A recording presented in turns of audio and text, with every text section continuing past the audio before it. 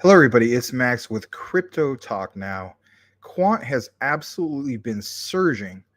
And with that said, let's take a moment to see what exactly has been going on with Quant in regards to the listing on CMC and the charts that we have at our disposal.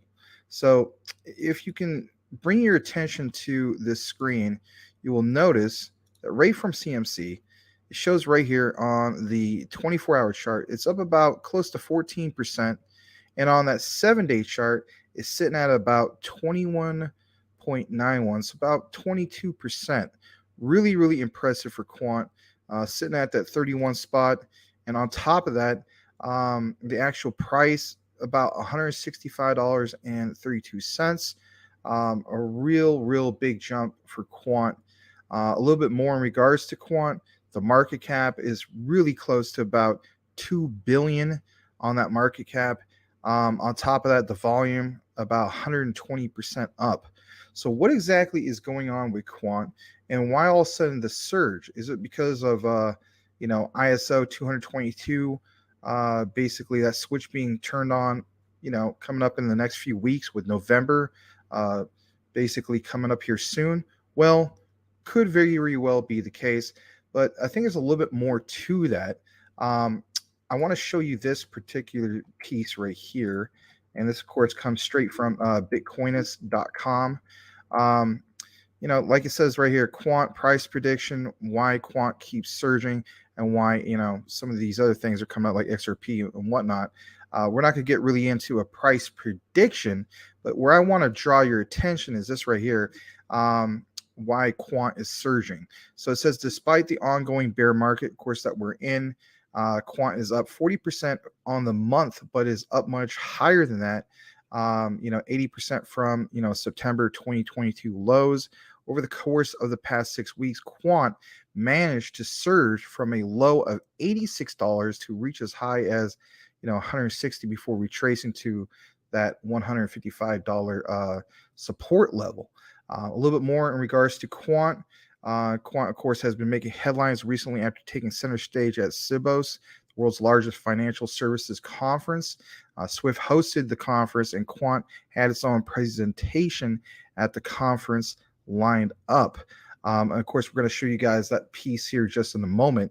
But on top of that, it states that the Quant network is easily connected to any DLT, just in case you didn't know, allowing it to serve as one of the most excellent infrastructure services for the incoming central bank digital currency, aka CBDC market.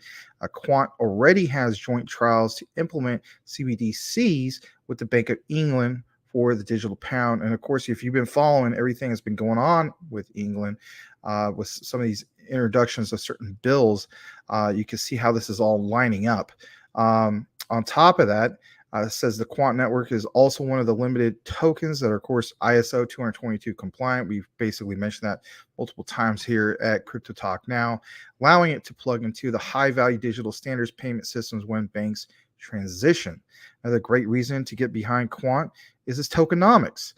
Quant has a hard cap supply with 90% already in circulation. Furthermore, Quant is used to pay licensing fees, and they are locked up, which can create supply shocks and squeezes to, of course, drive the price higher.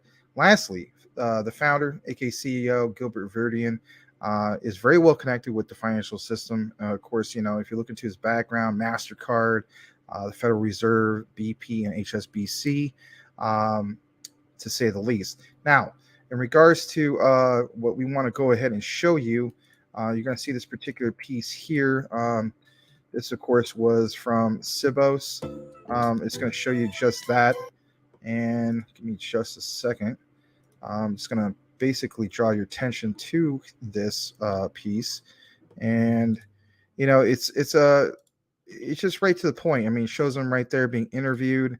And if anything, I think you'll appreciate what he has to say in this particular interview. So here we go. Really good to have you on and talking about a massive topic, one that's going to be covered a lot at Sibos. And what we're hearing walking around the exhibition floor is the question, what needs to happen for digital assets to gain traction within institutions? So let's start there. I think digital assets have had a very interesting journey to get here. They were an unknown thing, but now we've seen the traction and the adoption by institutions led by regulation. And digital assets are an evolution of the way we're actually conducting financial services. So we've seen different pilots and use cases of people testing financial services testing digital assets. But what we're seeing now is the real world implementation within different types of asset classes, different forms of money in terms of central bank digital currency, and different types of institutions using it differently. So what is it going to take? I think personally, good regulation, and we're seeing harmonized regulation come in. We are seeing different regions across the world endorsing the use of different types of digital assets for their domestic and institutional clientele or customers. Sure. And what we're seeing is the benefits it's bringing. And it's really down to benefits to the consumer, down to benefits to businesses, and what digital assets can do for them. That's right. All right. Well, thank you very much for bringing us up to date there. And I think it's fair to say crypto and stablecoin might have not had the bestest of years. So tell us, what do you think the role of digital money has in the B2B space, and what does successful implementation look like? Well, what we're seeing is digital assets take many forms, and one of them are crypto assets and stablecoins, and not all stablecoins are the same.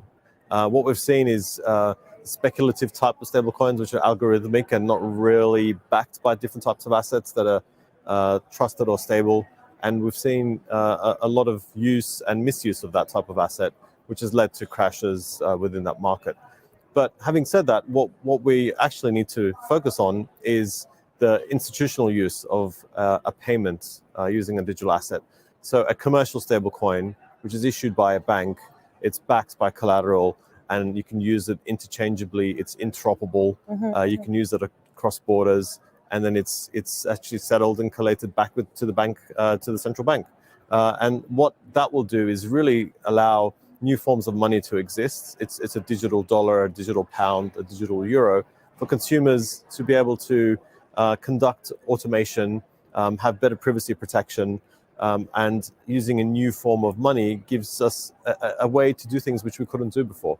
So we're seeing that being developed, and in the future, what we'll have is multiple jurisdictions having different forms of commercial stablecoins, which are all regulated as money, interoperating within their jurisdiction, but then cross-border for various use cases. That's right. And we're seeing a lot of adoption around digital currencies amongst the central banks, aren't we? But tell us, how are you seeing that happen, and what are some of the benefits involved with that?